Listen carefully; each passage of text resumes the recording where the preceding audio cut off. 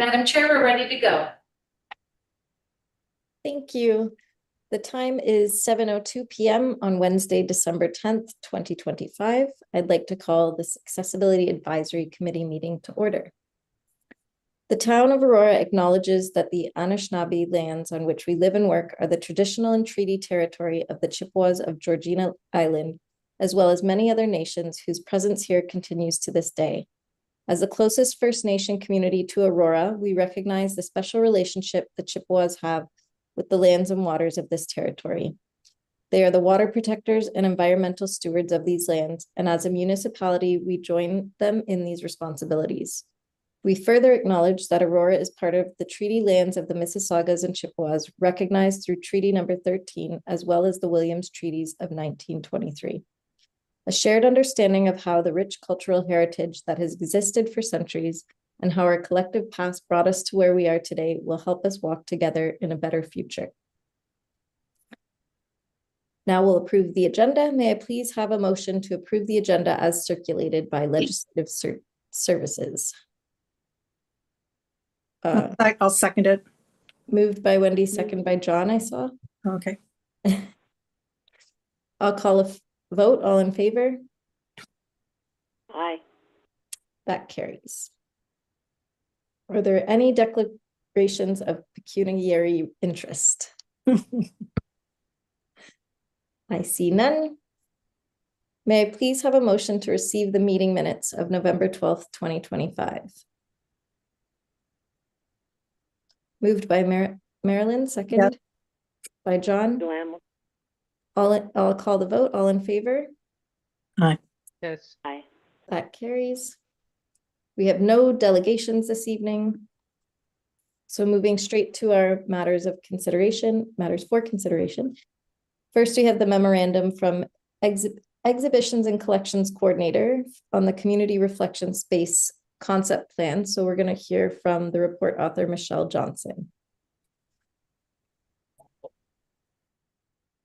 Good evening. Hi, everyone. Thank you for having me here this evening. I just wanted to provide a brief summary of what's taken place since we were last before the committee.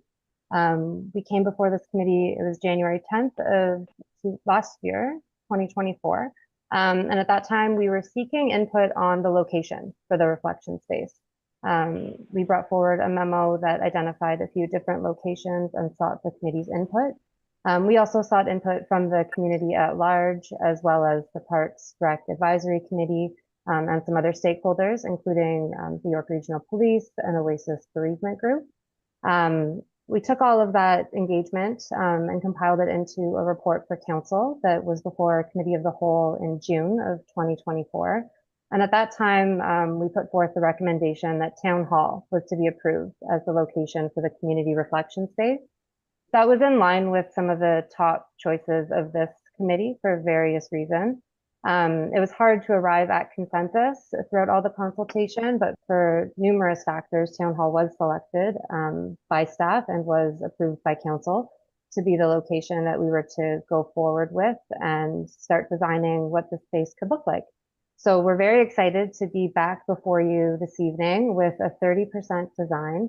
I'm joined by Phil Rose, Manager of Culture, as well as the consultants. We have Adam Norford, the landscape architect, who will be giving a presentation detailing some of the designs that they've been working on, as well as Christian and Paul from Chrisholm Fleming. So I will hand it over to Adam to walk you through the designs, and happy to answer any questions that may arise afterwards as well.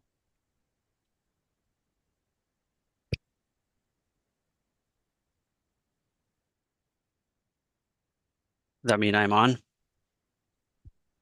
Me? Okay. Yeah. Hello, everyone. I'm going to assume that not all of you have been at previous meetings. Is that correct? All right. And that's fun because we just get to go through kind of the whole process again, which is nice for us. And it's good to, as we're talking about, kind of see what has happened so far and what's led to where we are. first of all, we're the larger team, myself and Paul and Christian, Chisholm Fleming, and Foten. We're really honored to be part of this project. It's a unique opportunity. Aurora is a great place. It's beautiful there. And to be doing work at the town hall, which feels like it's a well-used town hall, and the parking lot and the facilities next door. There's a lot of action there. We've gone out a few times just to observe the site and be there and interact with people. And it's often very busy place. I understood the need to maybe work on the parking lot when I couldn't find a parking space on very early morning Sunday. But I did find one. And it's beautiful how the trail connects in the back. I had no idea. Unless you explore around the building or you grew up right there, you wouldn't know that you have this wonderful hiking trail right in the back of the building, and this place serving as an entryway to all of that is just, it's beautiful. So in the beginning, when we first started the project, we poured through all of this information that had been collected from community feedback, the bereavement group, the police, so on and so on. It was a lot of information, and it gave us a pretty good place to start. We understood that it was the Indigenous group who had really spurred the need for this space. And so we spoke with Grandma Kim a little bit, got to meet her. It was a really wonderful experience.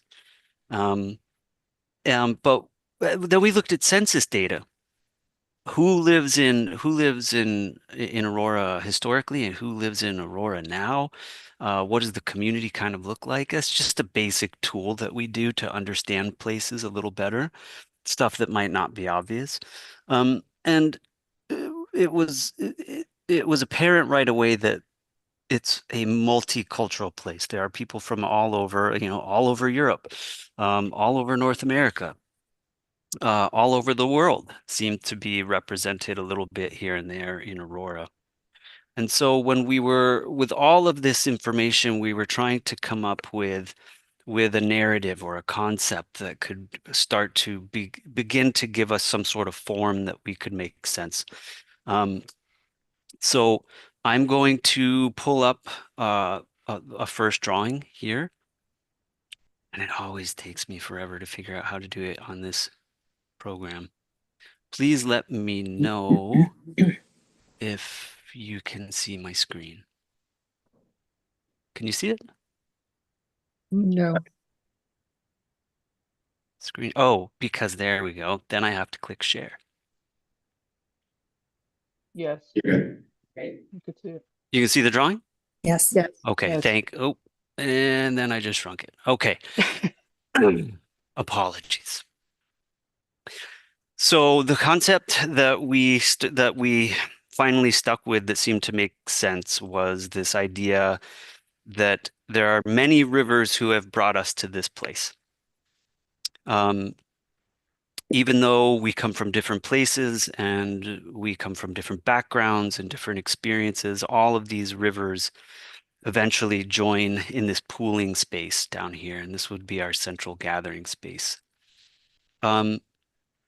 I'm going to bounce back and forth a little bit, which I apologize for. And I'm sorry, it's the software, I'm not used to it. This was what we're envisioning the plaza to look like in this design. And you can see the rivers here kind of symbolically. This is the accessibility group, right? Yes. Main focus here? Good. Yes. Good. Good, because all of the groups have been given us so much good information, and we've been really looking forward to this one. So this is a smooth, open plaza, and you can see the rivers leading down here, and then the gathering space here, and the existing curved brick wall, which on the other side is the sign. We can zoom in a little bit on that, if you can see a little bit better. Mm-hmm.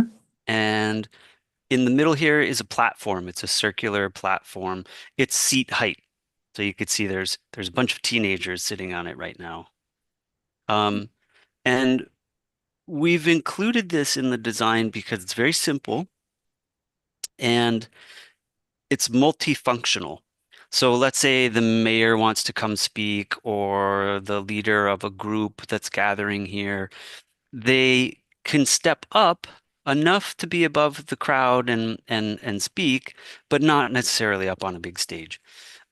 We've used these in a lot of different locations, and they just get used all the time, from kids putting on little performances to each other, little kids, to people deciding to lay in the sun on top of them, or it's nice, or a lot of people can just sit on them. So it's an inexpensive, durable, and elegant feature that can be this impromptu or very organized stage setting for someone to speak.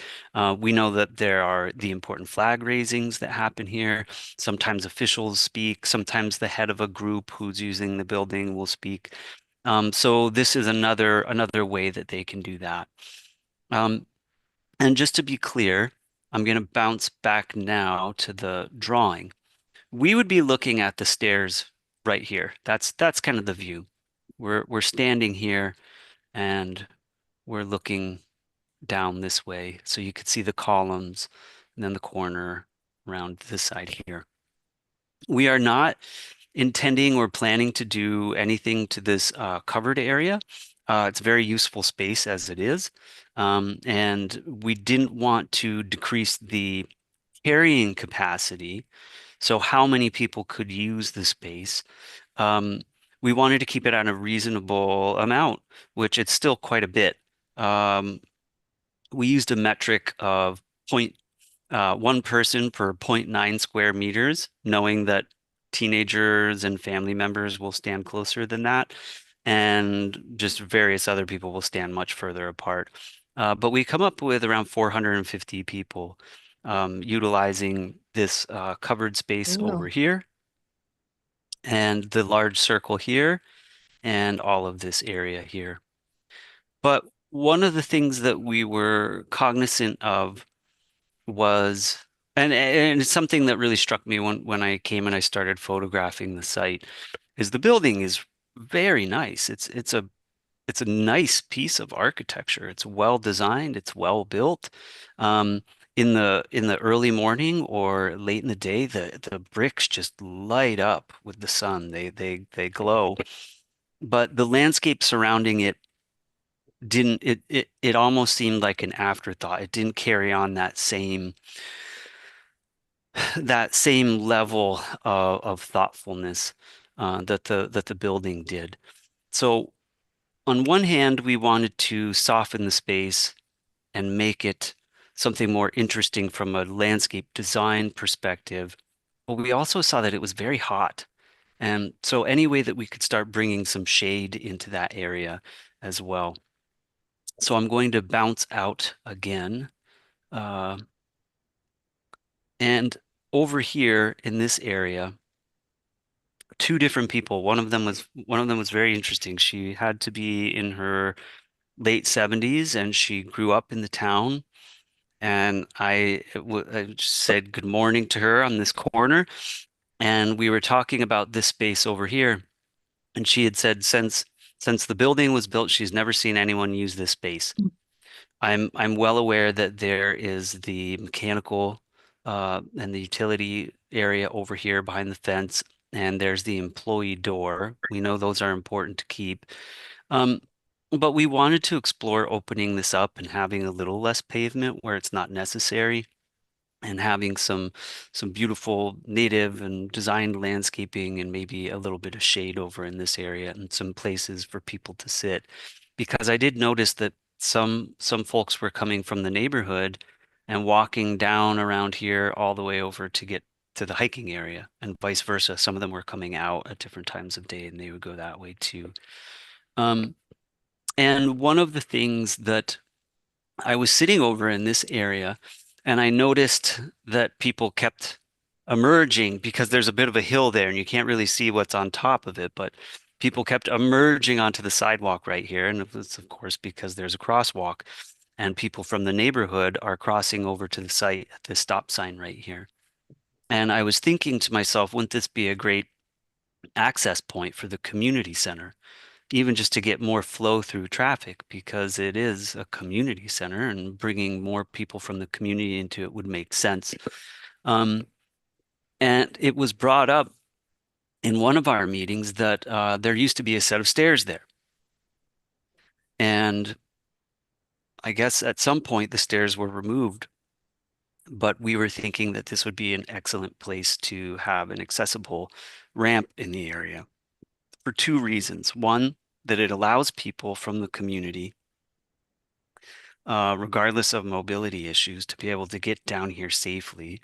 It's highly maintainable with a snow blower because it's a ramp, and we've designed this one at 5%, so it's a rather shallow rise. It's not steep, and so it's easy to maintain and can come down here into the building at a shorter distance than having to come around all the way over here.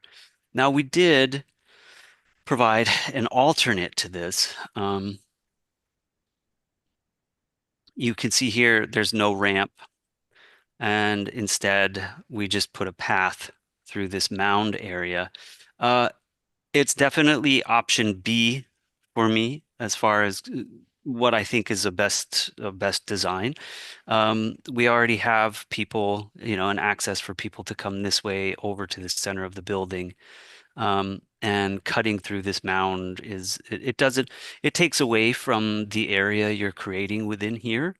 But that brings up, why is the mound even there? So there were a lot of, when we started to ask what's been happening and what is happening and what groups are using this site. There were some groups using this for political purposes, some for community groups and events, some people for grieving, and sometimes grieving around tragic issues, which unfortunately in the era that we live in can be politicized. So one of the things that I thought was important, if you're going to have a space in a community where people can gather and there can be folks on either side of an issue with strong feelings, was just protecting this area, since directly adjacent to it is vehicular passageway. In my experiences, the best way to, and it's not something I enjoy thinking about, but I do feel a responsibility if I know people are gathering here in those types of environments. It's good to prevent the areas from cars being able to drive into the area. And so the mound was one of the first things that we felt strongly we should do this. But it's not that the choice to use the mound is a one-off, this is its only purpose. The other thing too was the importance of, for a contemplation space, or even this being a valuable kind of pocket park or a place for people to spill out after events, we really wanted to bring more nature into the site, and especially from the indigenous perspective, these non-human beings of our community. And this allowed us to bring that in even closer to the building. So while both of these pathways do allow a bit of accessibility, what this does is that currently you can get around the sign and then just walk into this open plaza and come right over to here. This is where it ramps up and then comes into the automatic door over here. We didn't want them to have to go all the way down around this area and then back up through, right? We don't want the accessible route to be the second best route, right? We never want to do that. We want it to be the best one. So again, this was our first choice to solve that issue. And now I will take questions and get your feedback anyone can please interrupt me whenever they want. Just speak up and I promise I'll stop talking. But when we go back to this area here, so the way that this works, these are independently poured concrete slabs, the big open spaces. And then the gap in between the river it's like a concrete curb, but it's poured after the slabs are done in the void space that's left behind with a little expansion joint. So this is a smoother surface than even what unit paving would be, with nothing harder to get across than the expansion joint in a sidewalk. It's very smooth. And that's the way that we've looked at the whole site. So when we get to, I'm going to zoom in, and even though it's a rendering kind of sketch, this is the same thing. It has a concrete curb around it. And then our first choice for material in this area would be the compacted crushed limestone, which is an AODA accepted material. We've used it in park spaces. We've used it in, we had some elder care facilities that we worked on, and we've never had any problems with it. The trick is proper installation, making sure that it drains well. And it's a very affordable and easy to maintain surface. And we would be using it twice in this design. And I'll jump out here and show you in plan view the second place. So while we're seeing this as a very active space, we have flag raising, and you could see here, we're showing 4 flags because there's the potential addition of a 4th. We have the 3 right here, and they have these little bump outs that go up to those, and then seats so that during flag raising, if someone doesn't have the ability to stand for a long time through a ceremony, there's definitely seats that are close up and right in that action. And they're represented in our renderings as well. So this is a high action spot. This is where people might be speaking. This might be, from what I hear, maybe sometimes a protest going on, or some loud event, or a party. I don't know. But as we were asked to make a contemplation space and a space for grieving, we thought as we rounded this corner and got back into this area, we had something very different happening in kind of these levels of calmness. So let's zoom out just a little bit. This would be a sodded area, just grass and turf, a spot where somebody could lie down on the grass if they wanted to. They could actually be touching the earth, which felt important to us in a contemplation and potentially grieving space. And this feature here is what we call the sky ribbon. And it's a concrete water feature. And I know when I say water feature, a lot of red flags come up because, oh, pumps and filters and electricity and drains. This is much simpler than that. What we would be doing is we would be making a linear concrete plinth, and in the middle of it would be a low point, a channel, if you will. And when there was let's say, the community was gathering to grieve the passing of an important member of the community or anything, you could animate this water feature with 1 or 2 5-gallon buckets of water. They would fill it up and it would reflect the sky, right? Oftentimes this goes back to ancient Persia, the use of water in this way. And so combining the earth and the sky felt like a good thing for us to do. There was also the desire for people to be able to leave things as part of grieving or part of their spirituality or their culture. One of the things was brought up was all the little shoes from the No Child Left Behind in the residential schools. This circular platform I mentioned before as being multifunctional, that's a great place for that. the tradition of leaving tobacco, and in some of my other experiences in different locations, ground cornmeal. We have little rocks distributed out for that. And in some cultures, at times of grieving, it's candles. And along the sky ribbon is a perfect place to set candles and to have them lit up and those flames reflected in that water beneath. So it's a simple feature, but we feel it's a strong gesture.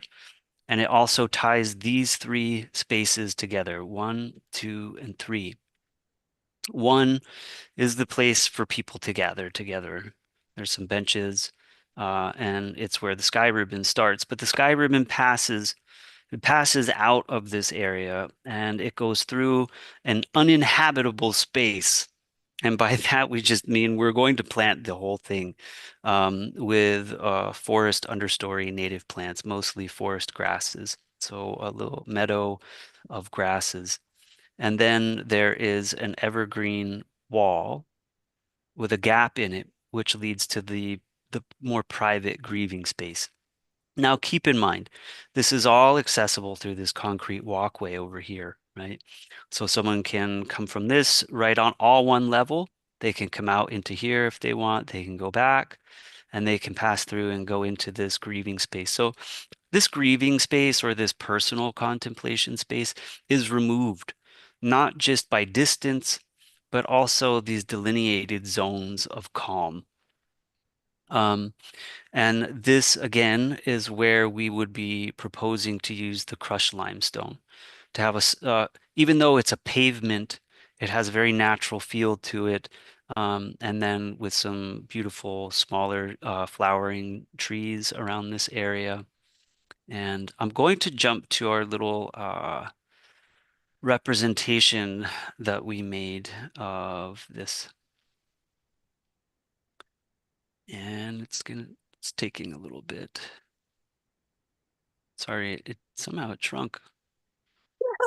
My computer is being very slow. It doesn't help with my flow.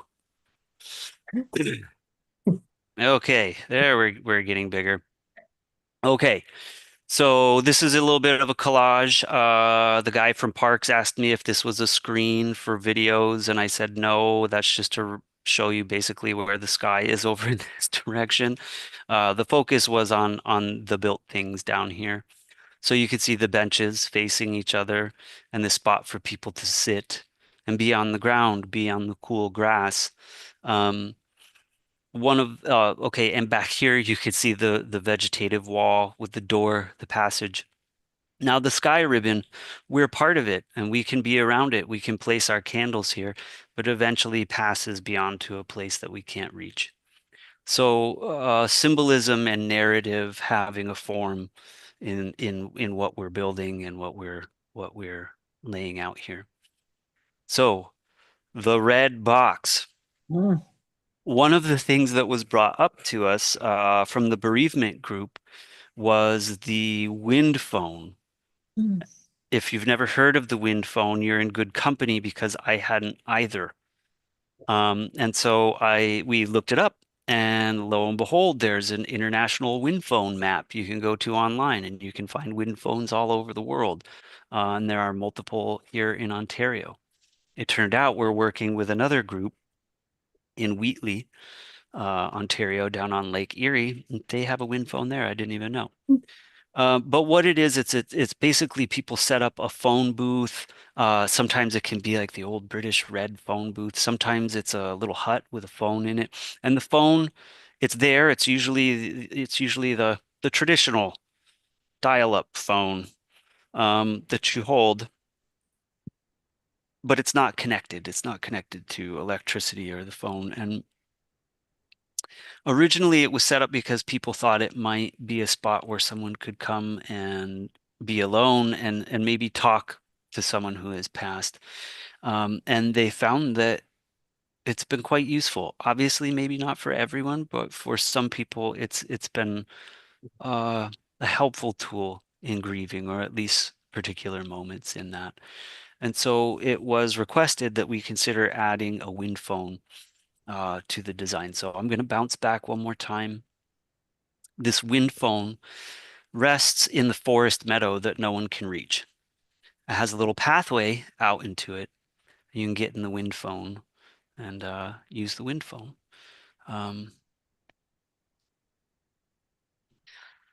For us, we try not to put anything in a design that doesn't serve that serves only one function. We always have things serve more than one function, and this is to it's to help people navigate through the space. If you've never been there before, you see the wind phone and you want to go and you want to get through. How do I get to it? I can't go this way. You figure out how to get to that, and then you see the pathway back to the more personal grieving space. One of the things that we noticed when we were on site and hanging out in and around these slopes was that the site is built on the slopes, at least, are not the most stable soils. There's pockets of very sandy soil on the hill, and there's been a lot of erosion over time. Back in this area over here, there's an armor stone wall. That's those large chunks of stone stacked on each other. And it's starting to fail. I'm not saying it's about to fall down. It's not, but it's not nice and straight like it used to be. It's starting to lean backwards, and some of the rocks are shifting. And it's because there's erosion on these slopes. In this area, it's very similar. And what's been happening is these uncontrolled bits of erosion and water coming down are making it harder to maintain the site. What we are proposing as the most affordable and turns out to be a very aesthetic solution is to decrease the amount of mowed sod adjacent to the sidewalk, and turn this into a more stable slope. And then vegetate that with native forest understory plants and shrubs and things that would flower throughout the year. Low maintenance. I never use the word no maintenance, but this isn't something we're going and asking people to prune and weed. We would be making a vegetation rather than a garden or a specific planting. And since you are all here today and we are talking about accessibility, one of the things that I would like to hear back are your thoughts about the sky ribbon. And if you don't mind, I'll show some precedence images that show linear water features and how they've been used in other places, if that's okay. I'll make this a little larger. Like I said, this goes back to ancient Persia, as though don't know how I did that, but we'll try and go this way. Sometimes they're just simply used to organize space. Sometimes they're used as a guide. I believe in the 19th century, this would have been part of a wilderness and grove type of planting, which are still very lovely today. You could see this one here starting to reflect a lot of the sky and bring light into the ground plane. This one has movement to it. You can see that there's a grade change, so it would make subtle noise. Sometimes they're used, again, in Persia, they were called chitars, and they would make noise. There's one in a landscape here. None of these, by the way, are exact. They're not what we're proposing. We're just showing linear strips of water in landscapes and their effect.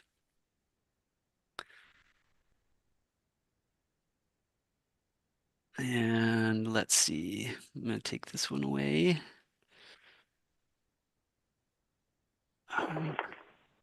And this is one that's raised.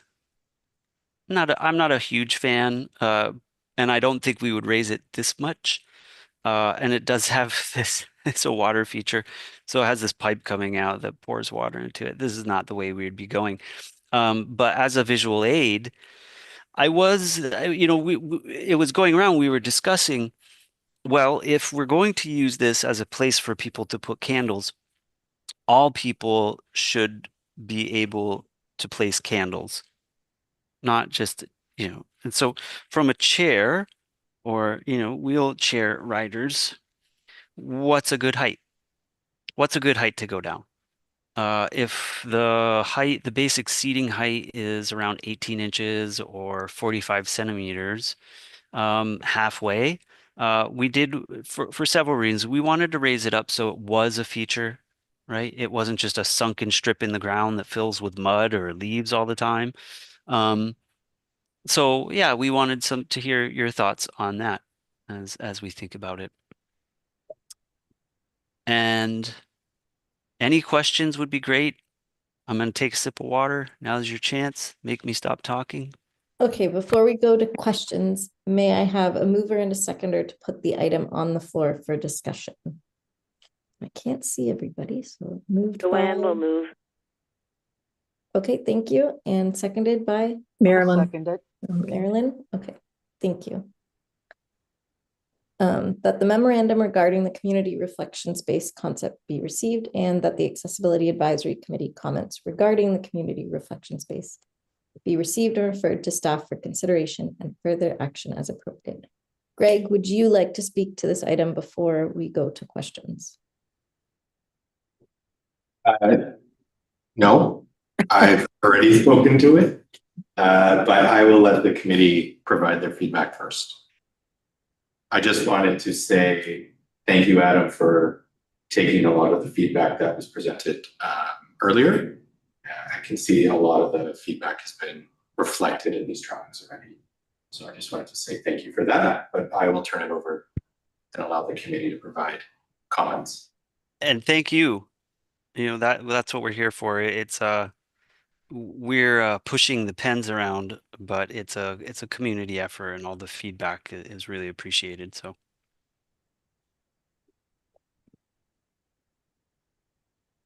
Does anyone from the committee have questions? Wendy? But I'd go last. Are there any committee members that want to ask questions? Lois?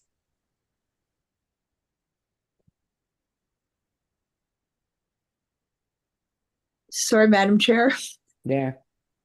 I Okay. got it. Sorry, Yeah, my actually, my I do. pardon my Um, voice.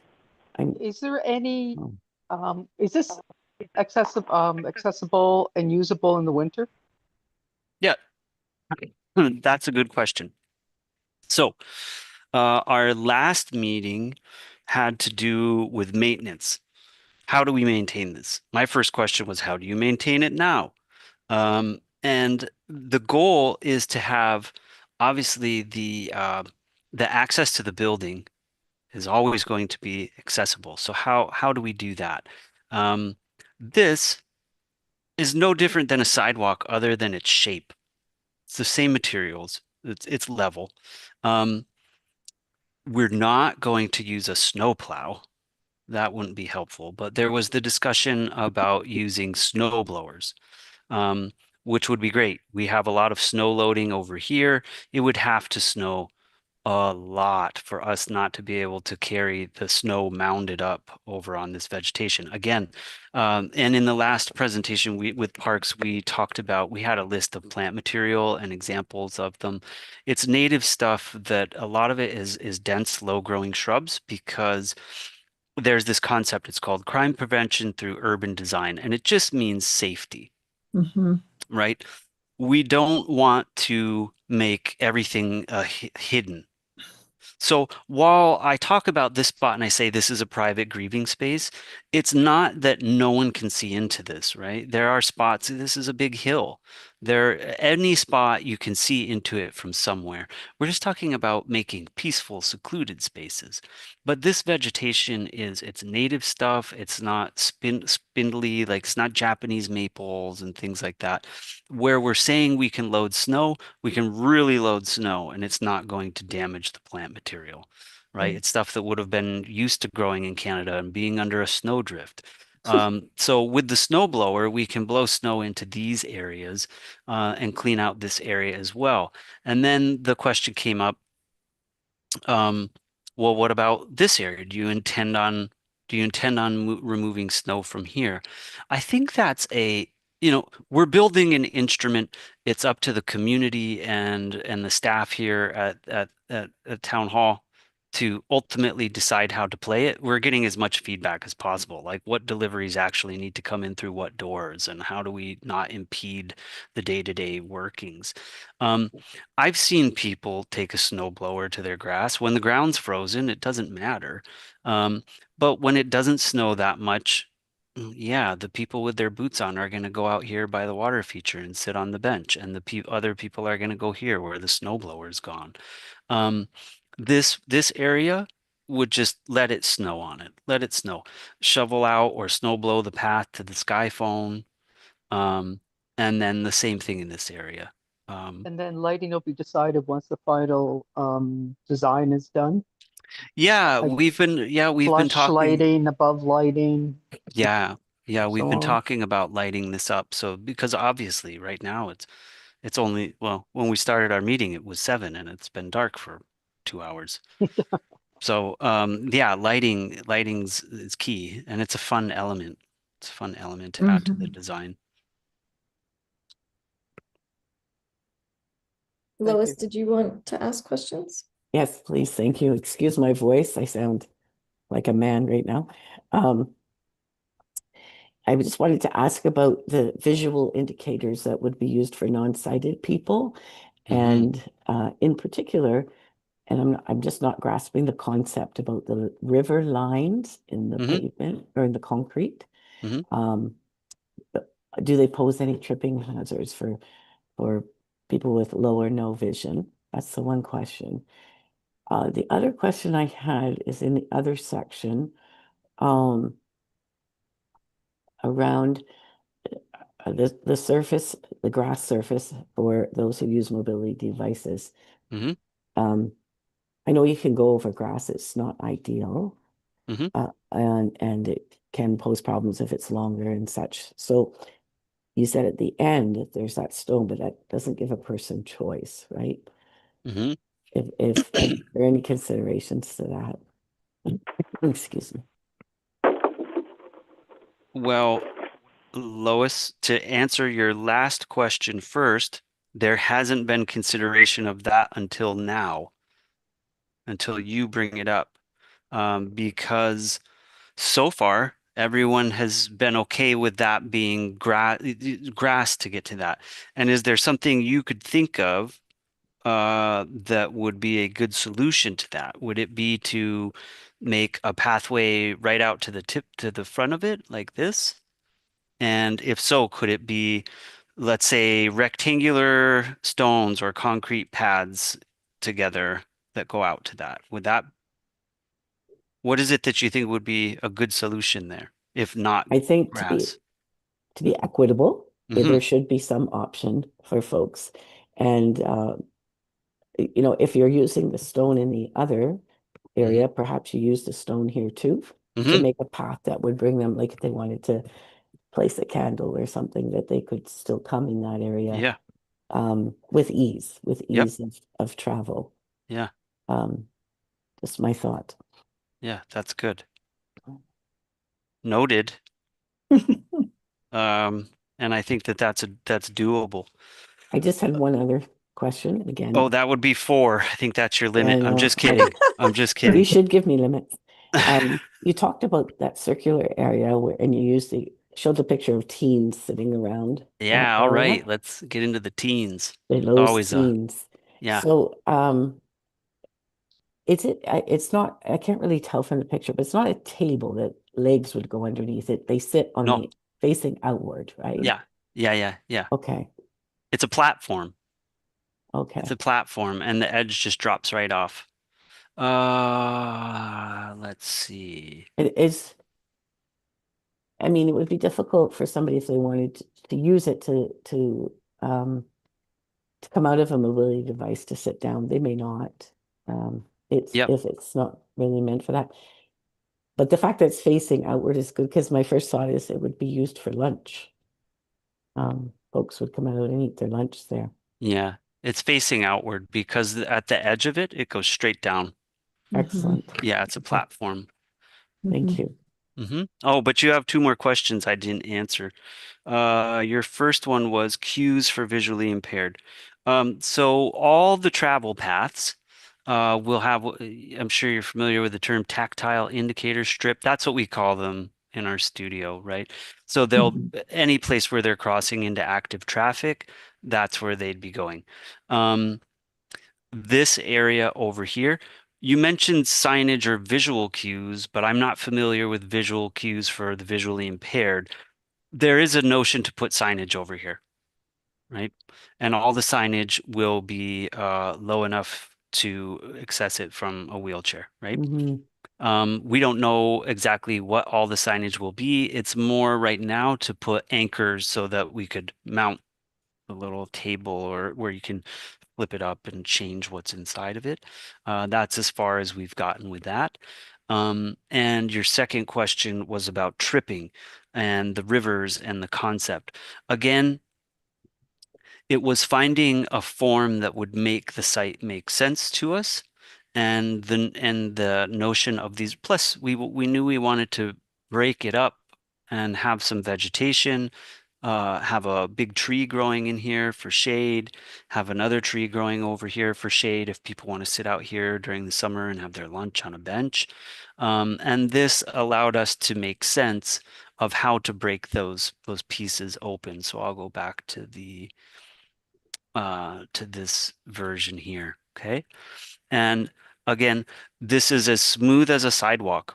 Yes, there is a gap. These lines do represent gaps between a concrete pad, so flat level concrete pad, and then what's called a flush curb. So this would be a different color than these. We would most likely do etched or sandblasted texture on this concrete, and then these would just be the high albedo kind of whitish concrete here. But no rougher than a brand new fresh sidewalk.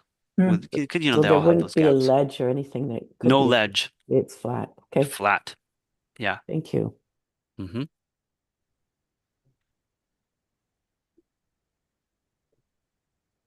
Any other questions from the committee? I have a couple too, Wendy. Okay, go. Thank you for sharing. No problem. So Adam, I do use a wheelchair, so I can Great. speak to some of the things in my thoughts. I was glad Lois mentioned I love the water feature, and I would want to be as close to it as I could get. Yeah. And loathe going on grass, Oh, okay. especially if it's rain. I can manage it, not Yeah, my yeah. choice. Yeah. I have a question also for Greg, and if you don't want to answer it now, that's okay. But I'm curious if there was feedback from the Access Now group about any of the trails that already exist with the same limestone. Because I feel like that, I was like, what is the crushed limestone? I think we have some trails in the Arboretum with that. Am I correct? Yeah, so virtually all our trails are crushed limestone. Some of them, a handful of them, are just forest and dirt and grass and made natural.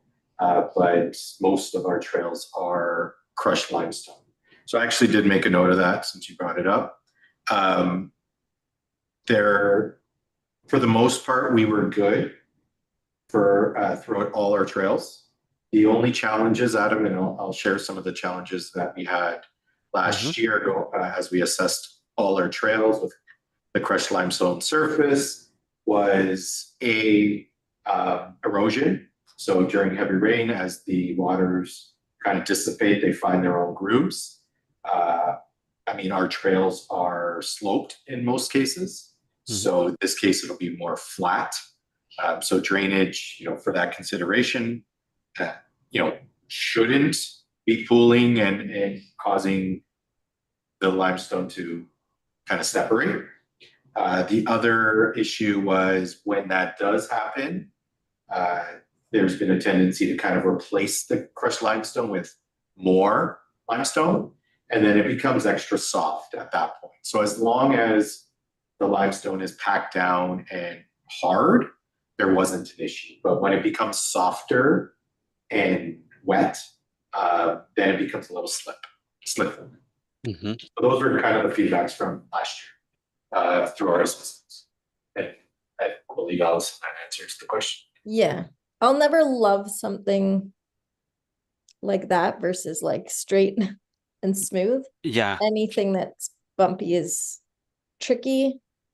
But yeah, I would want to get as close to the water feature. So much like Lois said, like either an extension of the limestone or a smooth paved path.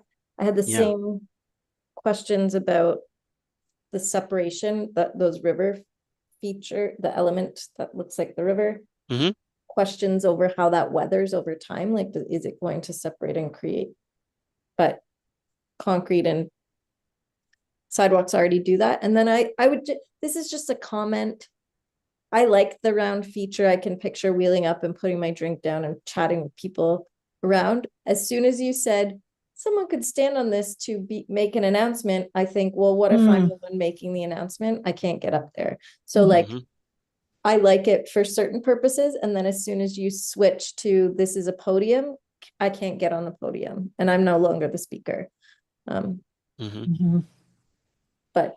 that's But there are podiums that you can get on here or just in life. in general.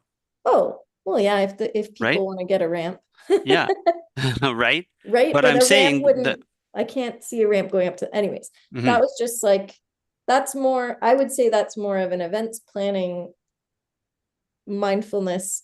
If there's going to be something there, who's speaking and are we prepared? And if they're expected to be raised, can they be? Mhm. But I like it otherwise. I like the idea of having places to sit and I could pull right up to it. Oh, you asked about, so we just did, I work at home Bloorview and we did, we have a new garden for a smudging garden for herbs, a medicine garden. And we debated ad nauseum over the height of that and landed at somewhere between 20 and 30 inches. I think they went the full 30. 20 would certainly be better for kids as well as folks sitting, but I think they landed at not, and I don't know, Greg, if there's a hard line in the AODA over a minimum height, but that's sort of just to gauge your interest. If I'm going to interact with it, going lower than 20 might be too low. Is where I was landing. Yep. So let me pay that. I have 4. Sorry, I'm just taking notes.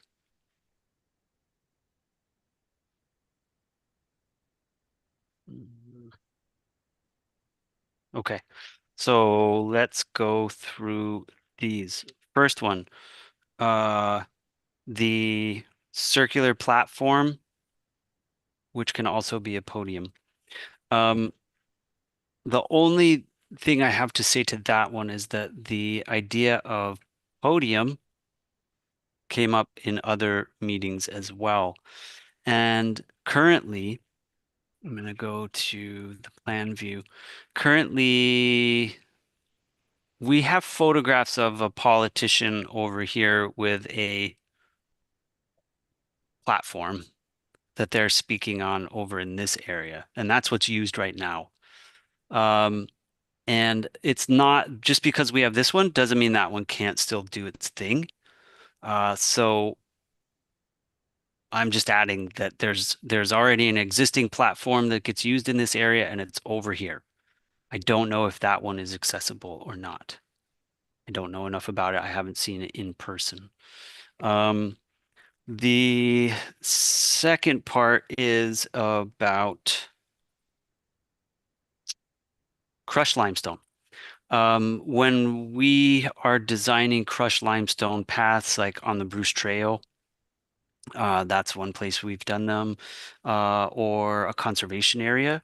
Our detail for how we do it is very different than how we do it on a place like this. We're right now, I was about to show you, I was trying to look for some renderings, but the questions are too good. I have to stay really focused. We're doing another project now, again in Wheatley, and they have much larger circles. The circles also were because there was a strong Indigenous portion of it, and the circle was a preferred form. preferred geometry.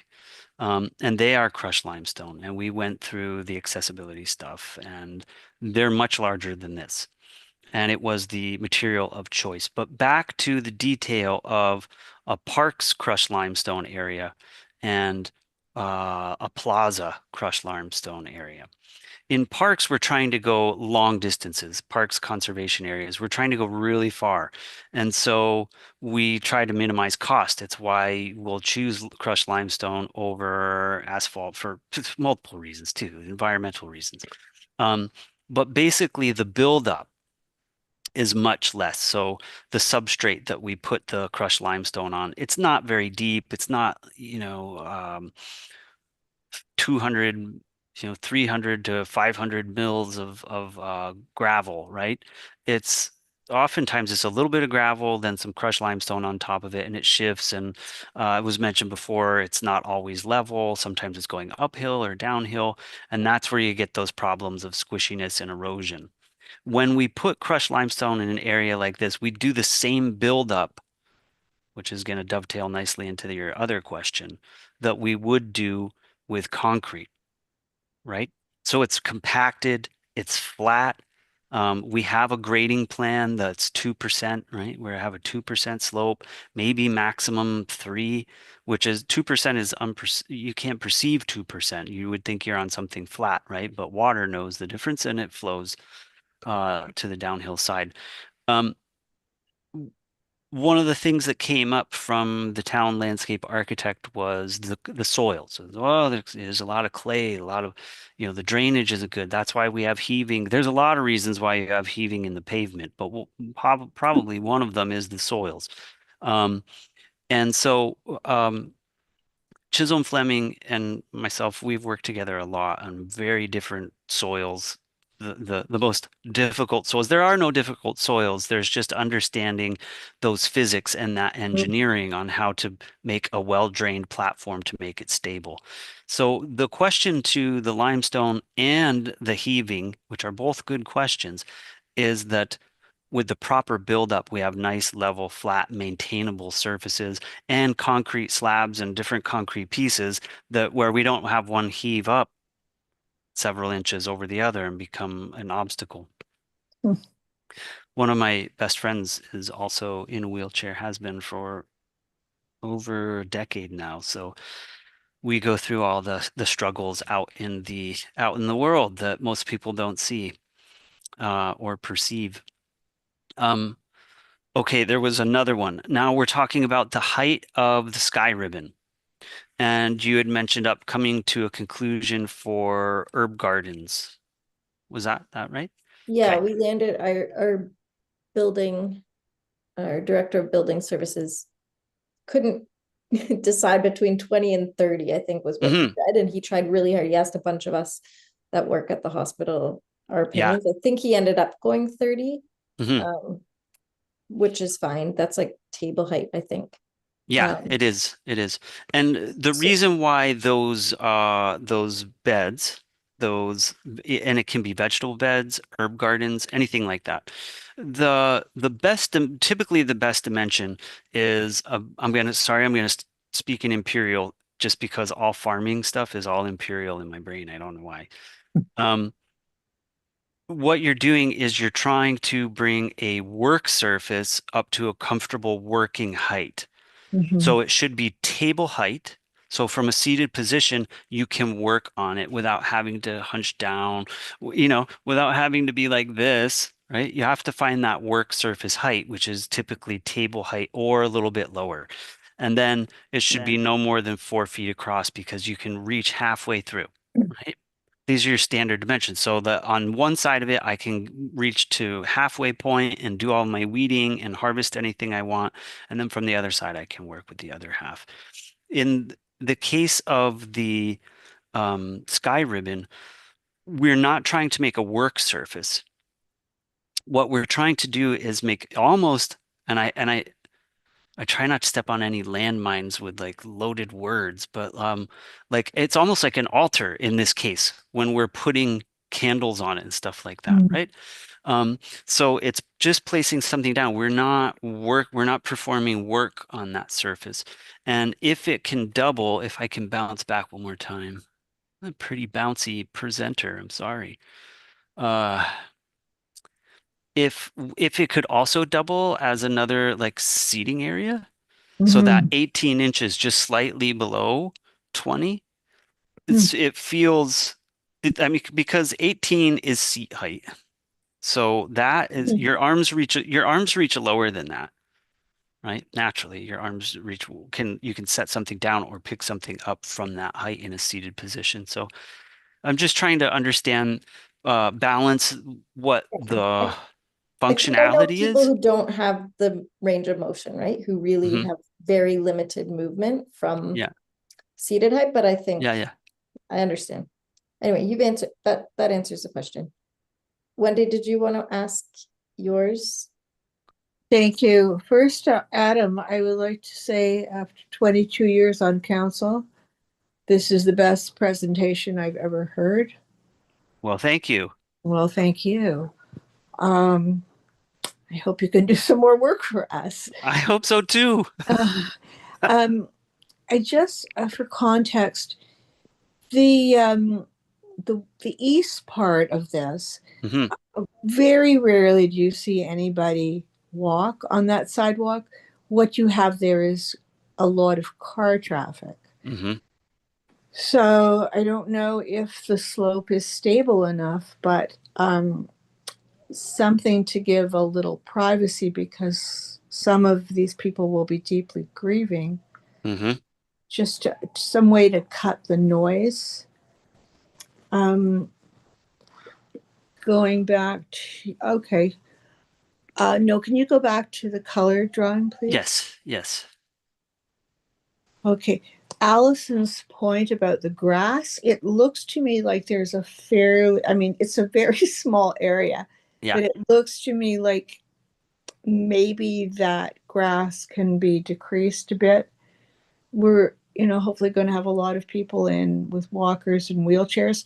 If it's not possible, it's not possible, because that idea of lying down on the grass is heavenly, so could just keep it in mind. Yep. I've been on a wind phone. There's one at the end of the Nokita Trail in Holland Landing. It was amazingly cathartic. I recommend it to everybody.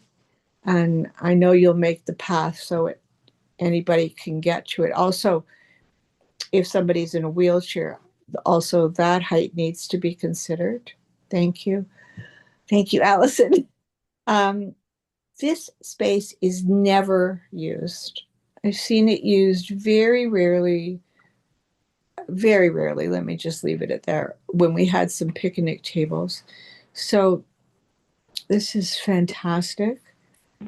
I see in the bottom left corner here a very menacing looking bee. No, but seriously, I mean, we all love insects for everything they do for us, but we don't necessarily want a lot of insects buzzing around this little space. I'll just leave that with you. Well, maybe we can revert to the other wildlife, which was edited out previously, which was a fawn. We had a fawn in the grass, and that was seen as not cool. So we had to take the fawn out, and they said maybe some pollinators. So I wanted to make sure the bee wasn't missed. Thank you. And we do have the David Tomlinson Wildlife Reserve is basically one big pollinator, and it's huge. So with respect to the surface, I like what you've said, especially with the explanation of the limestone. You mentioned a couple of times a plinth. A plinth to me is a raised platform to put art on. So a plinth is just a raised platform. Yes, Marilyn? Yes. Okay. The only thing missing to me is the sound of water. When we did the town square, and it went through 3 different council terms, the only thing everybody agreed on was a fountain, and we didn't get one. So maybe wind chimes, I don't know, but some sort of really nice soft sound somehow, please. Background sounds are sometimes difficult for people with hearing loss. However, you're going to hear the traffic. Yes, I know that's yeah. yes. And so maybe I'm hoping that this slope will stop that a little bit, but added background noise can be difficult for people with hearing loss. On the other hand, are we coming here to talk to people, or are we coming here to contemplate? Both, probably both. Yeah. I didn't realize, sorry, correct about the wind chimes. I didn't think of that. Thank you. The water, I would have thought the water would be kind of neutral, but a water feature would be hard. We're watching our money. We're trying to watch our money, but I just thought that's very soothing to me. Oh, we could pipe it in. So if I can speak to it a little bit, you're the first person who actually has wanted a fountain in 10 years. And I don't think it's that people don't want fountains. They don't want the maintenance and the cost to install it, right? Yes. Right. But again, back to ancient Persia, and I mentioned the Chitar. It was a small, tiny water feature, and it just went down. It looked like a tiny, tiny set of stairs, tiny like this. And with a small amount of water, you could create that white noise. And the reason they did it was because even though it was a very long time ago, they were creating them in busy urban spaces, right? I'm sure there were loud animals and bazaars happening all around. And so they would come inside of the space, and it was that white noise which would make the space feel more intimate because it would provide kind of an acoustic insulation to it. And then Lois, you brought up how 2 things earlier in the presentation, you had asked for cues for the visually impaired, and then spoke about how the sound, and which I can relate to, is, if there's a lot of background noise, it's almost impossible to hear a conversation. However, I did my undergrad at Arizona State University, and it's this huge, beautiful campus. If you're interested in plants or urban design, I recommend going to it. It's absolutely wonderful. And it's carless. There are no cars allowed on the campus. So you have this giant village. There are golf carts for maintenance people that go around, right? And stuff like that. But it's plazas connected by secret passageways through giant palm rows. It's beautiful. But as I was doing my undergrad in landscape architecture there, I would sit and I like to people watch and just observe stuff. And and I think partially because Arizona doesn't get snow and it's always warm during the school year, you had a lot of people with disabilities that went to that university, and there were a lot of blind people.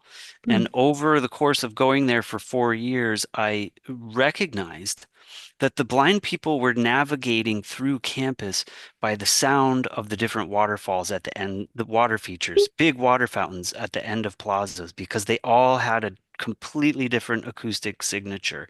And you could watch the people as soon as they got around a building and you could hear that one, they knew to turn left. Okay, I'm heading towards that. And these were these wayfinding devices and this multi-dimensional kind of wayfinding that people, that the full spectrum of us humans have. I don't know how that relates to arguing for a water feature here, but that's the diversity of accessibility needs and competing. I was going to say competing priorities, because white noise for people with hearing loss is really difficult. Right. So it's you try to find that sweet spot and go from there. Thank you for the education. With compassion, right? And trying to make it the best space for the most amount of people. And some of these best practices for one group impinge on the other, like we're saying here. So I appreciate all of this feedback and these questions. And please, if you, even after this meeting is over, if you think of more, or you have other ideas, please let us know. Right? Because we are trying our hardest to make something great. Yes. Thank you. Was there one more I thought you brought up? Oh, plinth, using the word plinth. Yes. We're trying to envision what this piece would be. Even though it's simple, we have to get it right. And so while it's the sky ribbon, and it ties into some indigenous sensibilities about spirituality and earth and sky as one. But it's also, yes, it's this plinth, it's this place for exhibiting things also. Okay. So I appreciate you noting that. Well, I wasn't really sure what you meant. As long as there's, I mean, it's not very tall, but as long as there's a lot of warning that there's something coming up. Thank you. Okay. Are there any, if there are no further questions, I'll call the vote. Two comments. I know, Adam, I appreciate your time. I know discussed this at length. Just two things. Alison, you mentioned garden. I think we talked about it. Our design standards do have 18 to 24 inches. Adam, I think you talked about 18 to 20 inches, somewhere around there. So I think, you know, that meets the need in our design standard. AODA doesn't have a requirement, but our design standards do. Adam, just one question. Can you flip to the plan? Yes. You've touched on the flagpole. This topic has come up many of times in our committee meetings. Can you just show there's supposed to be barrier-free parking spaces there? I know this is part of a larger project. Oh, yeah. Yeah. Can you just kind of touch on quickly where they're? Yeah, so a little backstory, because the rest of you weren't here when these discussions happened. Right now, there are parking spaces coming right up to these flagpoles, okay? The flagpoles, when you stand straight and you try to take a picture of them, they're all like this.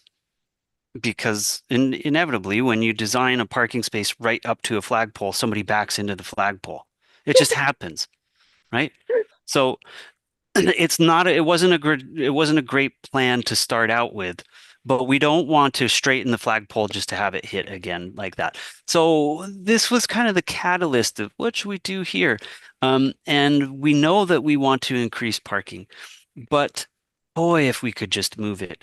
So rather than have the parking spaces here, if we could bring the sidewalk all the way to a straight curb coming this way, give us more room for vegetation, for flagpoles, for plaza. If we go over to this end, this is where the EV parking stalls are right now. This area, completely underutilized, just paved area that no one goes. Maybe people walk across it and that's it. So we are asking to make this the accessible parking.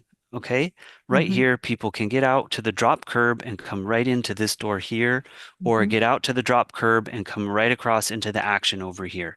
It prioritizes their parking ability right here. And that's how we came up with this. And I'm sorry, there's a hatch there. I don't have the parking stalls all drawn out in this drawing. But this hatch, this is the area here, this kind of open white rectangle where the EV parking is, and this would be the accessible parking. And it formalizes this entrance a little bit better.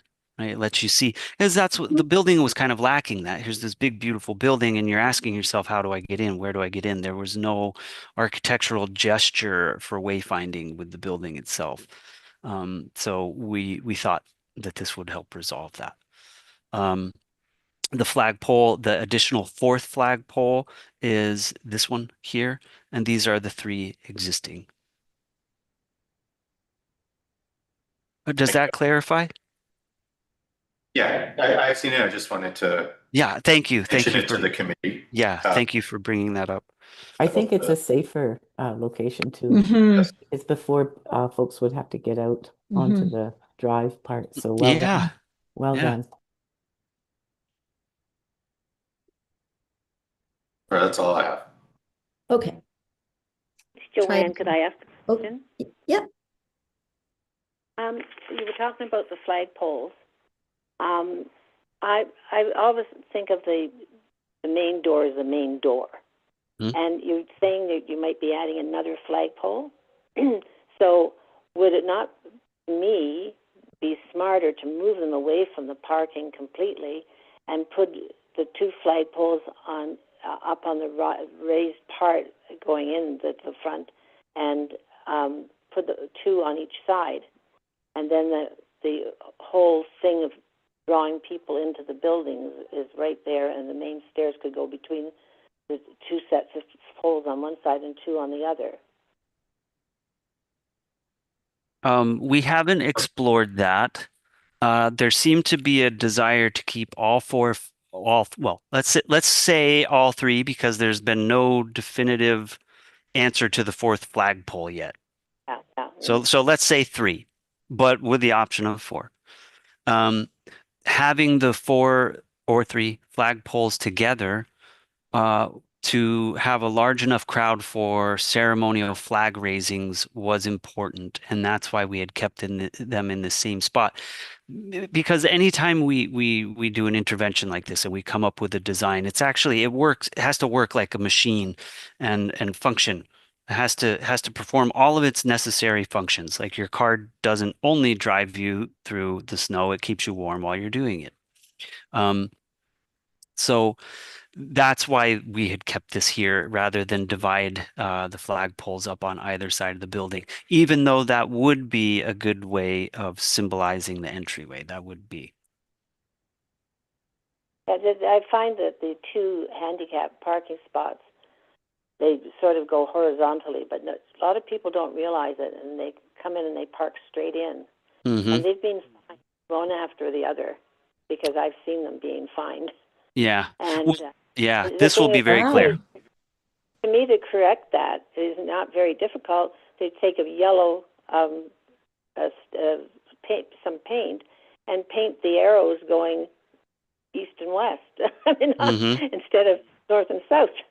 Yeah. But I notice so often that the people are parked the wrong way there, and as I go into the senior center too, and when I'm passing, I often see them parked the wrong way. But anyway, well, we'll be painting all new lines. So nice, fresh, visible paint, and this way it'll be obvious that you pull right into these, and you'll have much more room to get out, and it will be protected from this flow of traffic. Yeah. Thank you. Thank you. I appreciate all your comments have been so clear and everything. That's been very helpful. Thank you so much. Thank you. Okay. If I'm looking over here, it's because that's where the drawing is up. I'm not looking away from you all. That's okay. Okay. If there are no further questions, I'll call the vote. All in favor? Aye. That carries. Thank you again, Adam and Michelle, for that. That was wonderful. It's going to be a beautiful space. Okay, next, 7.2 is the memorandum from Municipal Engineer around the Yonge Streetscape Promenade Presentation. So I will turn it over to the report author, Gary Anguinata. Yeah, you got it. Perfect. Yeah, so thank you, everyone. So good evening. My name is Gary Anguinata. I'm a municipal engineer with the town and overseeing the streetscape design project for the downtown promenade area at Yonge Street. Tonight, we're joined by Seema, who is the engineering consultant that we've retained to undertake the engineering studies and assessments, as well as develop the design. So we have Ron Albright and Jenna Rowland in the Zoom call with us today, and they'll be doing a presentation to talk more in detail about the project. We've done a number of consultations with different interested parties and stakeholder groups so far. Earlier in September this year, we also did a public consultation event where we received feedback from the public, and we took some of those comments and incorporated that into the proposed design elements. And so we're seeking to do the same thing here with this committee and obtain feedback from you all, as well as kind of give you some more information about what's being proposed. And then if there's any specific items that you'd like to discuss in detail, or any further elements that needs to be taken into consideration from an accessibility perspective, we'll certainly take that into account and discuss in detail. So with that being said, I'll pass it over to Jenna and Ron, who will provide the presentation. Thank you, Gary. And if I could just ask Adam to, oh, perfect. Sorry about that. No problem. I'll just make sure I'm the right screen up here. Okay, there we go. And everybody can see my screen? Yes. And I'll just, sorry, I'll just, I'll turn this off in a second, but I'm Ron Albright. I'm director with SEMA and the civil lead for the revitalization of the Aurora Promenade Streetscape. And with me tonight is Jenna Rowland, our project coordinator. It's been instrumental in pulling us together and the team both at Aurora and within SEMA to get to where we are now tonight. And we are still early in the stages. We had a fair bit of transportation issues to work through to get to this point in kind of the 30% design stage. So between myself and Jenna will go through some of our kind of design steps to date and considerations where we are kind of in the early 30% design stage of our process. And then we'll get into some accessibility specific items, and then we'll be looking for some feedback from yourselves. And instead of I'm provided it's not too disruptive, we'd rather take the questions as we go through as opposed to waiting to the end, because sometimes I know I've forgotten questions when I've been in those situations. So by all means, either raise your hand if we're not noticing you, feel free to speak up and ask your question, ideally at the end of the slide, but I'll hand it over to Jenna to kind of walk through our proposed agenda and then get into some of the design concepts for the promenade. All right, thanks, Ron, and thank you to the committee for having us tonight. We're excited to generate some feedback that can help us moving forward with the detailed design. So just a little bit of an overview of what we're going to be looking at tonight. So we'll start out with just the project objectives, the preliminary design concepts, and then we'll get into, like Ron said, a little bit more details specifically related to accessibility, the guidelines that we'll be following, and some of the preliminary ideas that we've developed to date. And then at the end of the presentation, we'll just get into where we're at with the project schedule and all the next steps moving forward, and hopefully collect some feedback from this group. So to kick things off, the project objective for the Yonge Street revitalization project is to enhance the public space, integrate the downtown business core with the newly constructed Aurora Town Square, and address required rehabilitation of existing infrastructure. To meet that objective, our scope of work is to evaluate existing traffic conditions and provide operational improvements within the Yonge Street Promenade area, revitalize the road surface, including walkability and accessibility improvements, improve pedestrian facilities and amenity opportunities. It's going to include street furniture and landscaping. We need to rehabilitate aged underground infrastructure and also improve street lighting, wayfinding, and signage in the downtown core.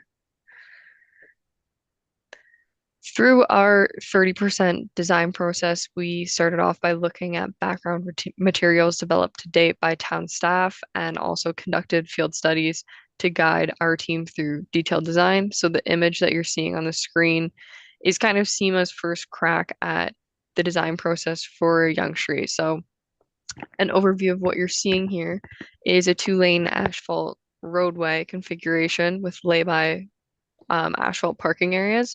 For anyone who's unfamiliar with what Yonge Street looks like currently, there was a photo a couple slides ago, but it's a 4-lane roadway right now. During peak hours, there's 2 traveling lanes, and during off-peak hours, it's 1 traveling lane with on-street parking. The existing condition doesn't have any sort of separation for vehicles that are parked versus traveling, so this provides a lay-by parking area dedicated to those safe spaces for people getting in and out of their vehicles. Around the lay-by parking areas, there's decorative paving in the boulevard with concrete sidewalks adjacent to business friends. The amenity areas include raised planting areas and tree pits with custom grates. And the design, as we get into the 60%, will include decorative street lighting, and we will also be including pedestrian amenities to enhance the public realm. So that will be waste facilities, seating areas, wayfinding signage, all the good things. And any suggestions that come out of this meeting are more than welcome. Jenna, can I ask a question? It's Lois speaking. Yes, go ahead. I just wondered, sorry, and then my phone rings. I was just wondering, will there be accessible parking included in the parking that you're proposing? We'll get to that in a couple slides from now. Okay, thank you. No problem. This is just a zoom in on kind of the concept that was on the previous screen to give a better idea of what this looks like in real life. So the lay-by parking areas are the photo near the top of the screen. You can see the vehicles are tucked away from the traveling lane. There's another sample just below it. Lois, you can see there's a accessible parking on street. Ron will talk a little bit more about that in a couple slides. And then just a little bit of a better look at the streetscape features that we've considered to date, which we'll also talk about in more detail in the upcoming slides. So that brick pavers in the boulevards, and then also specialized surface treatments at crosswalk areas. These are some more samples of the streetscape features that we will be implementing, not necessarily related to accessibility, but just to give you an overview of the project as a whole. So these are some images of some of the concepts I've mentioned: decorative tree grates, concrete planters with integrated seating, streetlights with hanging baskets to beautify the downtown core, and then we've looked into raised curb planting areas at key locations.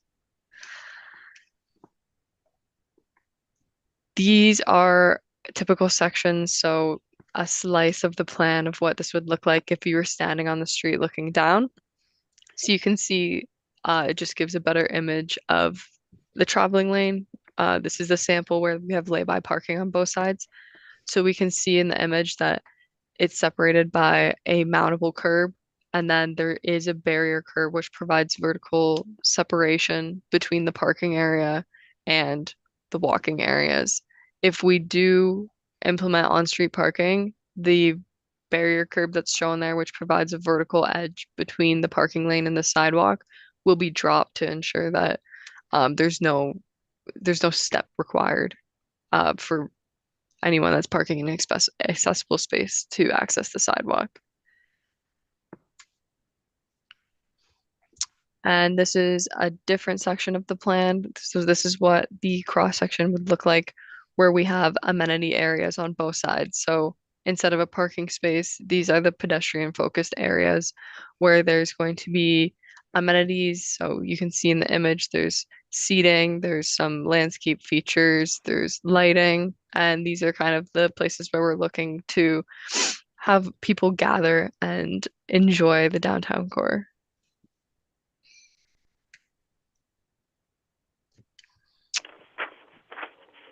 And thank you, Jenna.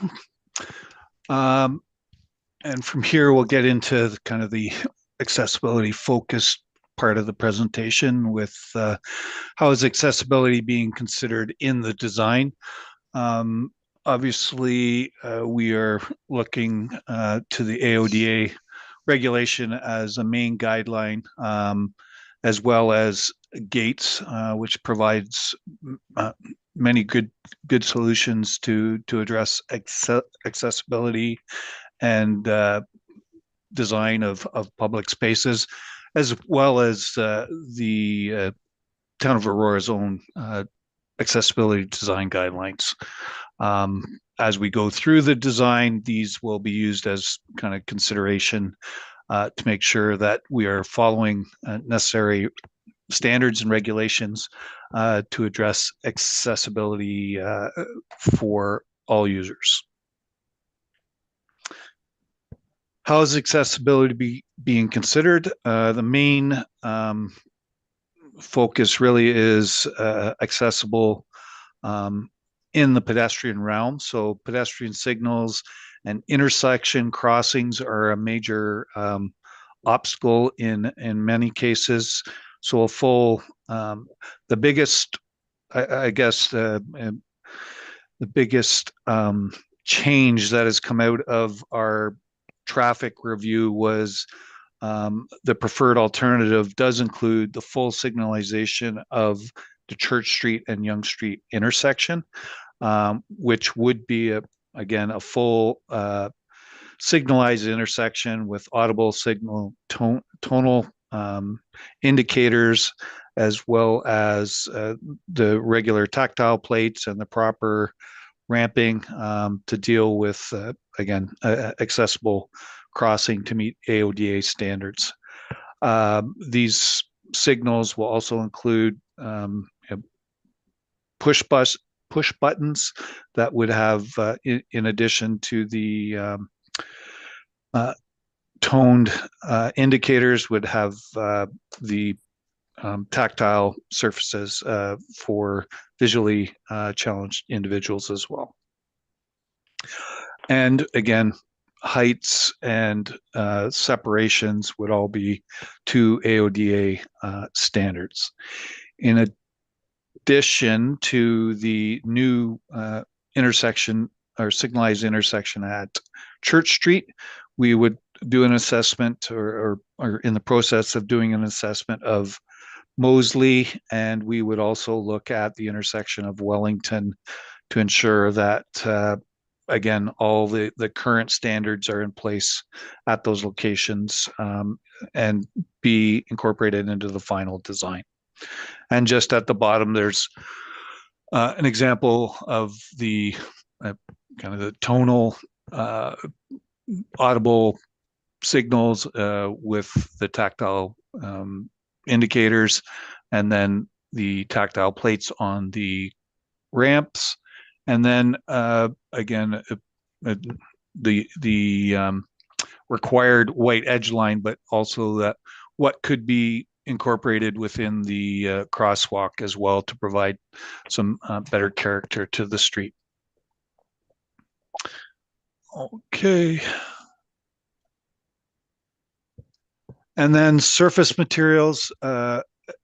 And many who may have been out there, and I believe it was mentioned in the previous presentation, the challenges in dealing with hard surfaces and the climate that we live in is a lot of times over time, there's differential movement of those hard surfaces and causing trip hazards or challenges for accessibility or mobility devices.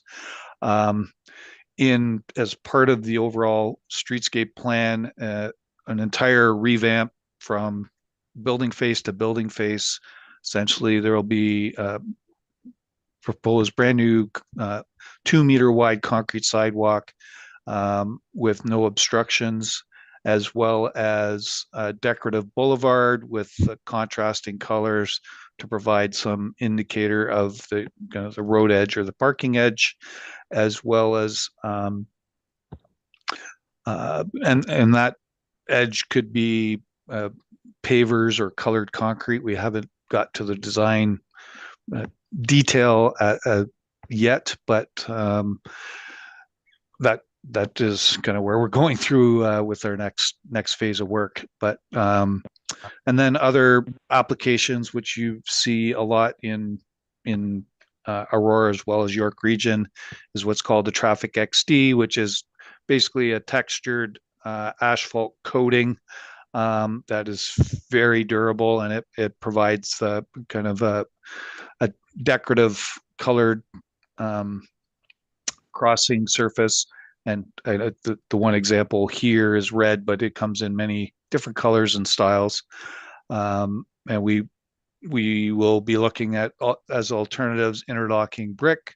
And from our past experience, where that tends to be one of the kind of maintenance issues that comes up a lot of in a lot of instances if it's not constructed with good workmanship. But in our past experience, having a concrete base with proper drainage in the base, as well as ensuring that the edges are kind of seated and stepped in, so there isn't a settlement along those interfaces with the other kind of hard surfaces, will be critical in making sure that we end up with a long-lasting level surface.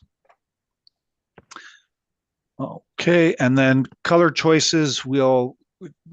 At this point, we've got a palette of 3 with different tones to help kind of differentiate between the different areas. And as we kind of get further input, we'll refine that, and we just have a plain kind of running bond pattern here, but that may change in the long term. And in this slide here, while the edges are kind of flush, there is a little bit of I'll call it a ripple surface. In all likelihood, we'd end up more with an edge that is fairly straight cut without too much of a bevel. We have, in past projects, we've gotten feedback that the pavers can be uncomfortable for those using wheelchairs or other devices. So there are a number of products that have a very fine beveled edge that helps reduce those sorts of discomforts. And the other AOD requirement is again drop curbs and meeting the AODA standards wherever we have an accessible road crossing, or now I'll mention the on-street parking stalls. If those get built into the project, they would have to comply with those standards as well. And I'm probably jumping ahead, but just with regards to the on-street parking, the town is undertaking a town-wide parking study and consideration for potential requirements for on-street accessible parking is going to be dealt with through that study. And we're coordinating with staff members working on that project, so that we'll dovetail anything that comes out of that into our project here. And this, sorry to interrupt, will that come to this committee as well? I would defer to Gary on that. We're not part of that project. We're collaborating with them, but it's run by another group. Yeah, that's a study that's also being undertaken by the Engineering and Capital Delivery Division. It's being overseen by another staff member, but I would imagine that would also be presented to this committee as well for feedback. So when that's ready, that will probably be presented as well. Thanks, Gary. And excuse me. So improved access to business. Well, we will again, we're going building face to building face. So there may be some opportunities to address limited grade differences, as you can see in this example here, where there may be an inch or so where we can adjust some of our boulevard grades, again, as long as they're within kind of the accessible tolerances. We will look to eliminate those minor barriers where there's greater barriers, such as multiple steps into a individual business. That would be beyond the realm of the public space and could be dealt with through a private undertaking with improvements from the building owner. And I believe, I'm not sure what the current status is. I know the older version of the Promenade CIP did have some funding opportunities for structural improvements to improve accessibility within the buildings. Again, that's a separate program from us, but there would be opportunities, or there used to be. I'm not exactly sure where the updated version is, but I would imagine there would be some provision for CIP grant dollars to address some of those structural improvements for accessibility within the private side of the building. Any existing ramps into private property will be maintained at private businesses and adjacent to the sidewalk. There are some modified versions of ramps to gain access into a couple of the plazas along the street. And then the other piece will be providing some amenity area where it is just wall-to-wall street or lanes, traffic lanes. Some of those areas will be utilized to provide some amenity areas with seating, planters with seating, and kind of a gathering place out into the street. And as noted, many of the themes that were used for the town square will be tried to be incorporated and woven into the streetscape program. So, and those the street furniture and any of the benches that might be incorporated into planters, we would have consideration for accessible needs as well, with proper arms to improve kind of accessibility and getting in and out of the benches. Can I just make a comment about Sure. the benches?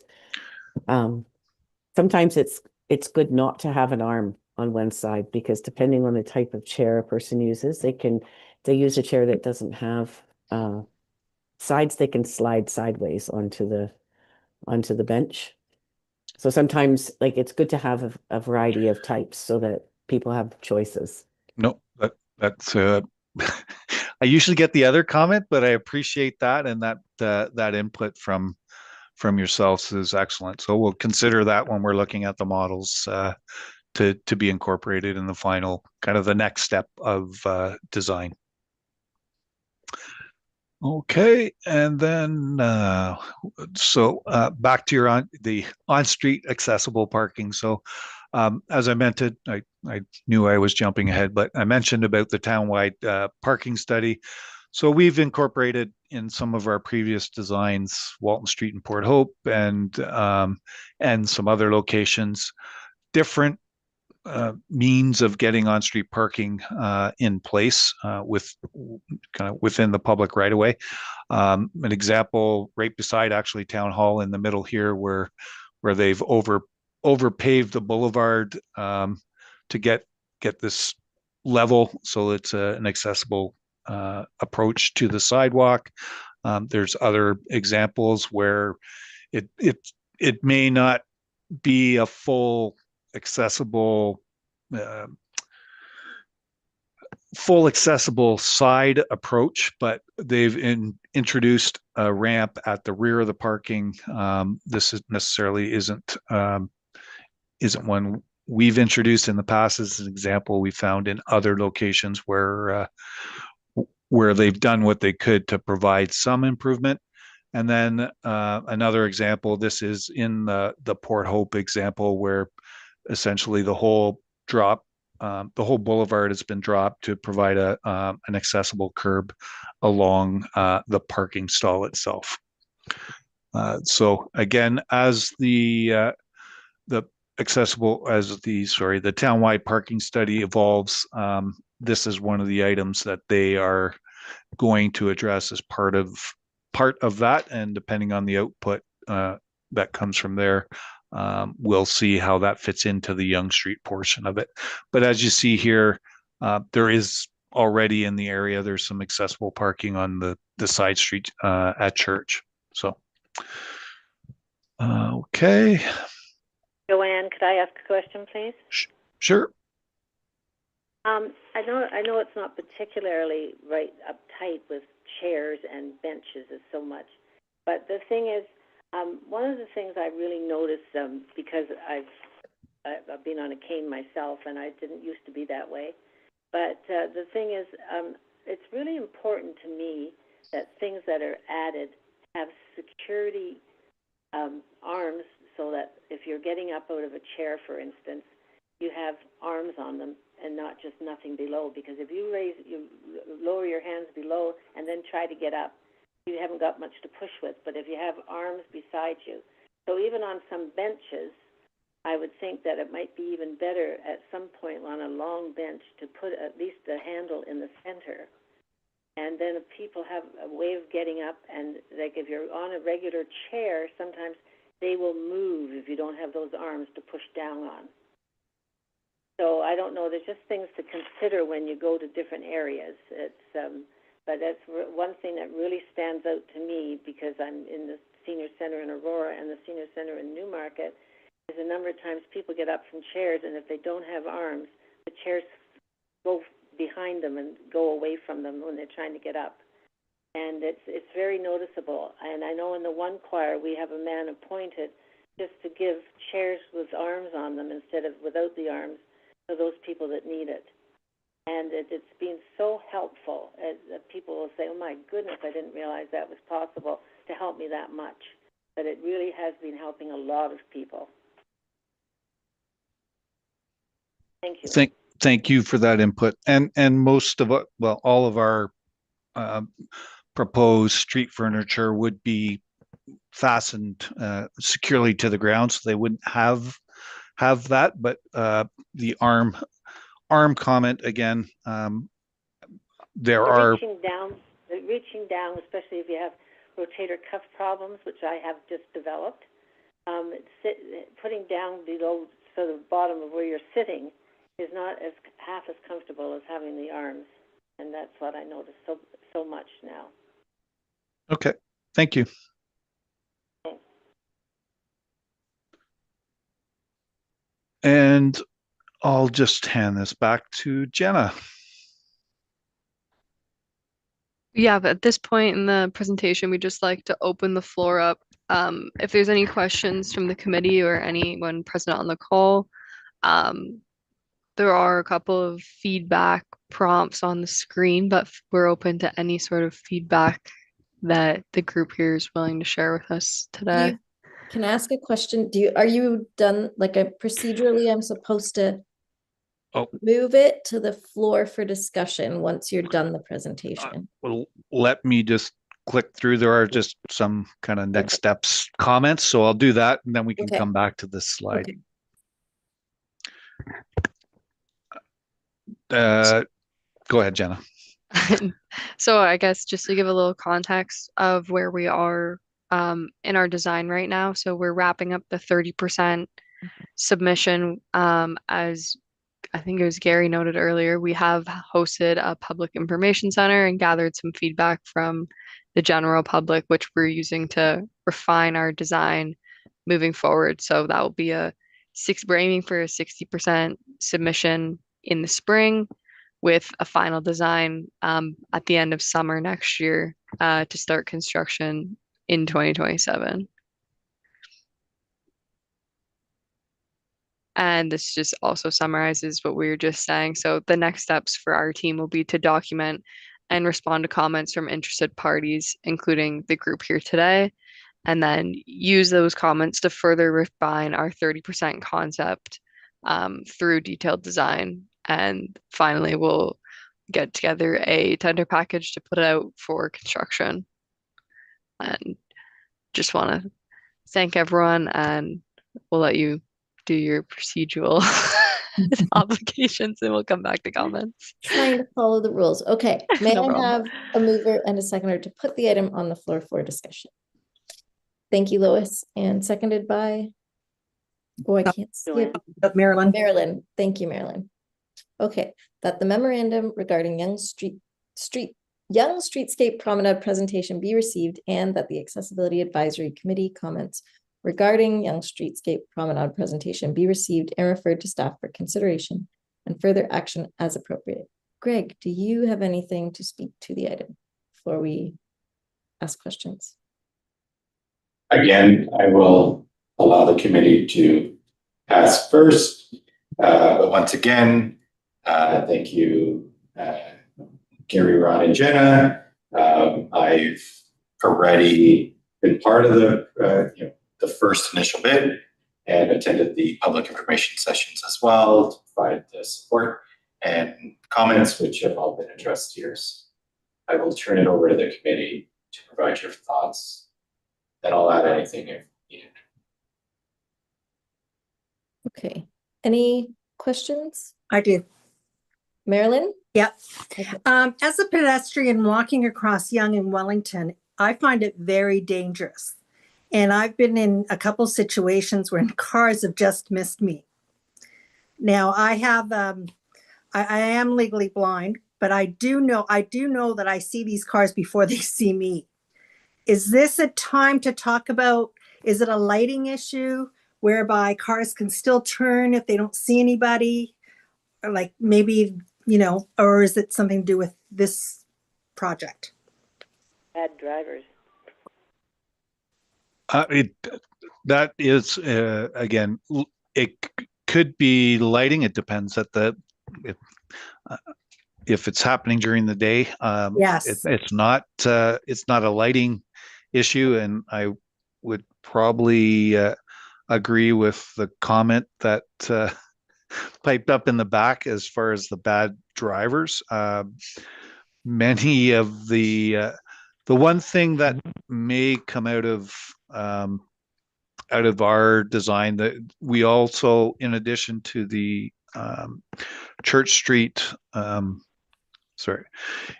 addition to the Church Street signalization, there's going to be some changes to the signal arrangement at Wellington Street with dedicated left turn for the northbound traffic. And the reason I say that will, I'll say, the throat width of the road is going to be the same, but the through traffic is going to be, the lanes for the through traffic will be reduced by one because of the left turn, which hopefully could slow things down at the intersection. We're also looking at, on behalf of York Region, signal timing and operational improvements for Wellington itself. Our job was to look at Yonge, but they also realize that there's some opportunities to improve things with the operation through the changes, some changes to signal timing and potentially some lane configuration, which may help that situation. As far as visibility, I mean, it is an old historic downtown with, normally we would have much larger sight triangles to have a better line of sight as you approach the intersection, which we don't necessarily have here with a couple of the older buildings being right on a square corner, where normally that would be a diagonal to provide some better visibility, and that's not going to change as part of this. Maybe with the overall transformation, as things evolve in the longer term with some redevelopment of the area, that might come along. But right now, I think that kind of the reconfiguration and of the lanes and the signal timing may help the problem. But again, it just a matter of stopping on a red light before you make a right turn.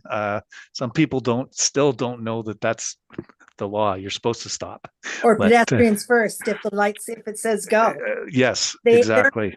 So they're trying to turn, not realizing there are people going across the road. You mentioned going north, turning left, and I'm actually talking about going south, turning left onto Wellington. That's really dangerous. And I don't know if this is possible, but I agree with the timing of the lights, because maybe when the walk signal is on for pedestrians, maybe the driver should not get to go at all.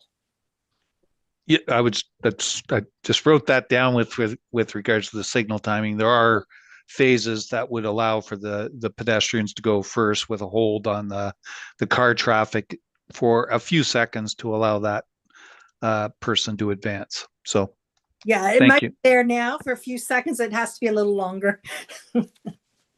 Thank you. Thank you.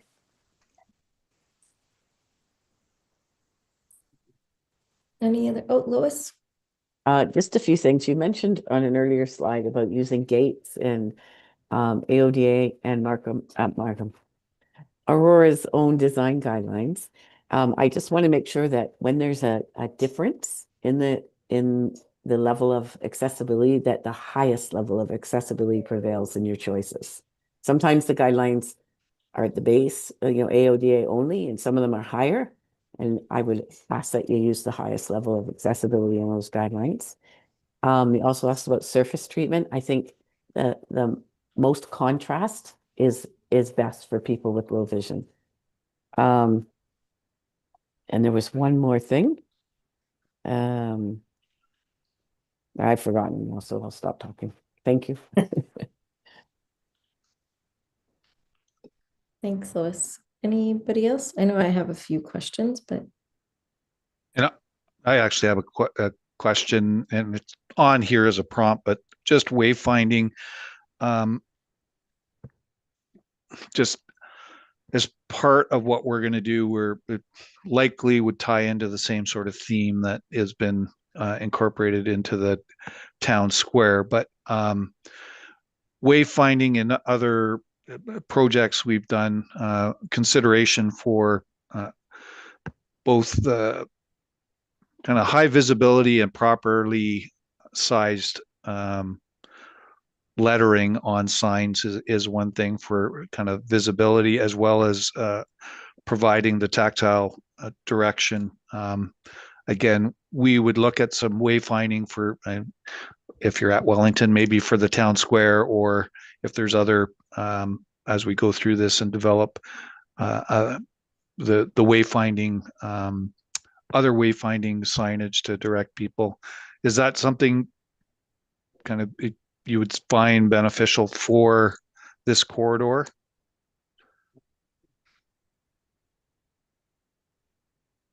Or that would be limited more for the kind of inside the buildings?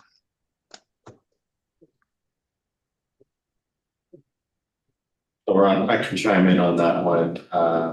Wayfinding, I mean, there's, depending on what the wayfinding is, I know our downtown businesses would love to have their businesses kind of showcased in wayfinding. You can know where you gotta go, but at a minimum, our town buildings, if you're at Yonge and Wellington, well, which way is town square, which way is the library, that sort of thing. We can look at which way is the barrier-free parking down there. So if you mentioned it, legibility, visibility, as long as it's high contrasting and legible height, not too tall, not hidden, obscured, but it's in a proper location, I think it can benefit. It's just a matter of what we're trying to wayfind. Maybe it's streets, maybe it's key landmarks, and that's, I think, a conversation for the project team. We can look from a technical perspective, right? Again, it's more of where am I? Which direction am I facing? Right? Where am I trying to get to? And what's the easiest way to get those are really, those four big questions for wayfinding that we should try to, I guess, ask ourselves. And if that sign accomplishes those four questions, then it's doing its job. I think Allison and then Councillor was second. Okay, sure. So I have some are just comments, and then we don't need to get into the weeds. Anything that looks like a brick scares me. I use a manual chair, and it takes next to nothing for me to just go front end over. So if I'm crossing a street and there's anything like a brick, I want to avoid at all costs. Even the smaller paver, I think I saw one picture early on. Anything that's not the big flat slabs, not fun to wheel over. That's just a comment. Yeah, I think the photo to me on the right, even those I don't know if they're the boulevard color palette. I don't know if you're using those smaller, I don't know, are they pavers, interlock? I don't know. We haven't got to that point yet, but okay. On some of our past projects, I mentioned feedback we got was similar, and we ended up using a bigger, not the small bricks, but kind of imperial 1 foot by 1 foot or larger. Yeah, 300 by 300. The fewer the cracks, the better. And I would question whether, and I don't know enough about vision and contrast, but those three colors, I just question if that's enough of a difference or if they're too similar in tone. With benches, I saw one photo early on, not that bench, but an image of. It was a planter with a bench. This one? Yeah, so I would just say adding handles on one or both sides of that, and even a back. I think backless benches sometimes great, but anybody with any instability or balance issues would benefit from a back. I'll just add the bench with the 3 arms and the arm in the middle. I get the accessibility feature of adding it in the middle. I think I've also seen in the disability community folks question if features like that are also in sort of an anti-homelessness protection, which a lot of disabled people would not agree with. So I'll just leave that comment. You answered the question about efforts to reduce steps into businesses or create a better way. And then I have a question for Greg. I think would know the answer is we've got a long way before this gets done. What happens should any accessibility standards change between that? I don't know enough about the process or how we interrupt the process. Should something change where actually you're no longer going to meet the standard? You're not, hopefully not starting over, but how we incorporate that? So if the standards do change, highly, part of my update a little later, but highly unlikely that the standards will change in the next year. The ministry is not looking at a regulatory change. They're looking at an educational update. But if that is done, I mean, we will have to look at when those are posted and what the timelines of these projects are and factor it in at that time. I believe we still have another year before construction starts. So if something does change, I'll absolutely be bringing it to the team and let Gary and the team know. But otherwise, from what I hear from the ministry, there is no change in the foreseeable future. That doesn't necessarily mean it won't happen. It's just they haven't said it's going to happen. Okay, thank you. Okay, Councillor. Thank you. With respect to Allison's comment, I mean, we do the pavers because to make it look good. And, you know, to me, it's much more important to have it safe and accessible. So I really don't like the looks that much. Of course, council will decide, but yeah, the most important thing is that they are good for wheelchairs to cross with, as Alan said. Lois, I don't know if you were saying anything, but you were really shaking your head a lot when the issue of wayfinding was mentioned.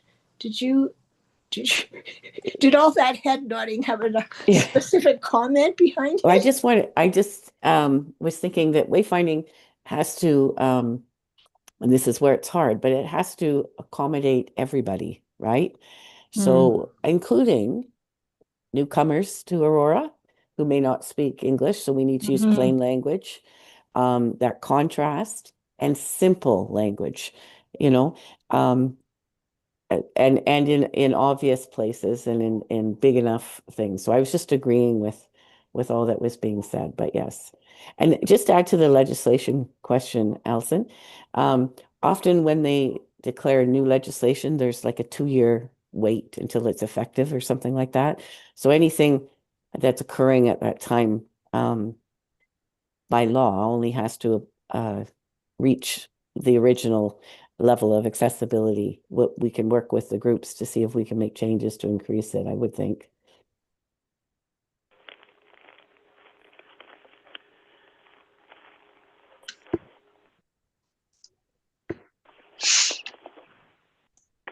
Me. If there are no other questions, I can call the vote. All in favor? Aye. Aye. That carries. Thank you to the team for that. That was great. Thank you very much. Thank you for your feedback and thank you for your time. Thanks very much for joining. Okay, 7.3 on our agenda is roundtable discussion, the Town of Aurora multi-year accessibility plan 2022 to 2026. Excuse me. We'll need to have a little bit of a vote for extending beyond the 2 hours. If we could have just a quick vote on, I don't know, how much time do you think, maybe 15 or longer? Less than 15, okay. 5 minutes. 5 minutes, all right. If we could have a vote to extend the session by another 5 minutes, please. Okay, all in favor? Aye. 5 minutes. Aye. Setting a timer. Okay, Greg, over to you. All right. As soon as you did that, my screen turned off. Second. All right. I will keep it to 5. So just one item I wanted to update you on. Last month, I mentioned to you all, Accessible Standards Canada is coming out with their public review on egress and emergency evacuation. As of yesterday, I found out that it is now live. So I just wanted to let you all know that that is out for review. So if you all wanted to take opportunity to review it, basically, I'll give you the rundown. The requirements will apply the design, construction, and occupancy of any buildings, alteration, major renovations, reconstruction, similar to the AOTA, factory constructed site built opportunities, as well as buildings with single stairwells. Now, again, as we mentioned last week, this is for federal regulated facilities, but this is a national standard as well, which is a recommendation for everyone else. So I know we've had a lot of conversation on emergency egress. Again, I wanted to just bring it to your attention. 8 topics that were involved. Again, emergency egress for people with disabilities, practices and procedures, the built environment, emergency communication, emergency power and illumination, elevators and their use, as well as emergency signage, wayfinding, and safety equipment. So all of those areas are included in this standard. So I just, again, wanted to bring it to your attention. It is an opportunity for basically all of Canada to comment on it. So if you had a moment or if you wanted to, they are looking for people. So I'll leave it at that. Thank you. Does the committee have any questions or comments? Silence is golden. Okay, if there's no further comments, I'll call the vote. All in favor? Aye. That carries. Informal items. We have no informational items. Does anybody have any new business? No? Wonderful. May I have a Sorry. motion to adjourn? Allison. Oh, Allison, I have one. oh no. Hard to see. Just wanted to let you all know, I'll let you know now, but we'll follow up with an email later, probably later this week. Due to timing and with the holidays upcoming, our next committee meeting is slated to schedule basically right after the holidays in January. As we just met today, our deadlines are due on Monday of this week. I won't have an update in 3 days for you to be provided, so we're going to cancel January's meeting. So I just wanted to let you all know that now as we enter the new year, but I'll follow up with a formal email, and a meeting cancellation will follow suit probably later this week. So I just wanted to let you know. Okay, thank you. Councillor Wendy? Did you say me? Yes. Yes. I just want to wish everybody Happy Christmas, Happy Hanukkah, Happy Kwanzaa, whatever, or just peace and goodwill during the holiday season. Happy holiday, everybody. Happy holidays, everybody. Happy holidays. Okay, now may I have a motion to adjourn? Thank you, Wendy. Moved by Wendy, seconded by Lois. All in favor? Yay. That carries. Thank Good you night, so everybody. much, Allison, for chairing. Appreciate it. No problem. Great Thank job. you, Adam, for staying. You were good. You were better than I am. Happy holidays, everyone. Happy holidays. Bye. Bye. Bye, Happy New John. Year. Take care.